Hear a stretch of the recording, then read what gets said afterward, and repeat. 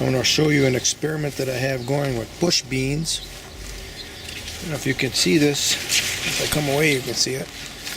The ones here on the left are tall, and the ones on the right are pretty short. Well, they're both the same size. The difference is I have this 2x3-inch wire welded fence stretched across the chicken wire cage that I have here. So that's holding the beans up. See, got some really nice beans in here. Come over here to where they're all laying down. There's nothing supporting them. They're getting down in here, down by the ground. There's beans. They're really close to the ground. Beans over there. They don't seem to be as ripe either. It's a unorganized mess here. Oh, there's some ground cherries. I'll take those. The other bed, there's 2 beds in main crop garden number 3. This one's got skirret growing in it.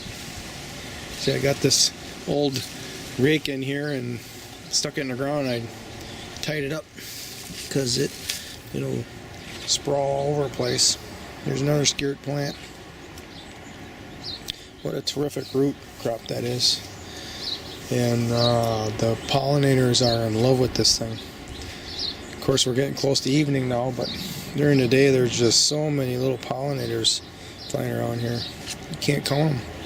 And I got a couple of kohlrabi growing in here. They're growing. And there's some elephant garlic growing in here somewhere too.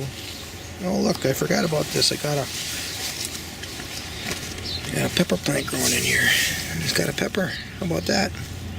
Almost total shade down here. This is yacon. Got yacon growing. Here's a nice big one. Normally the largest stems and stalks and leaves, those give the largest root mass. What a delicious root to eat. Yeah, just look how beautiful those tomatoes look. Trellised up to the ceiling.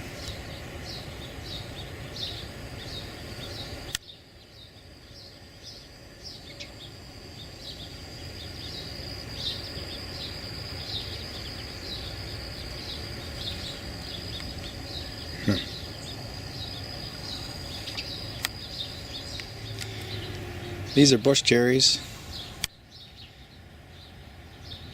Those 2 plants are really winners.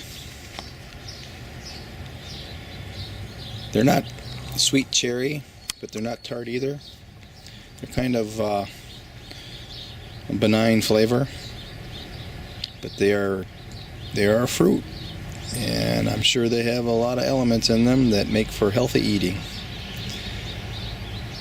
Another addition to a diverse diet.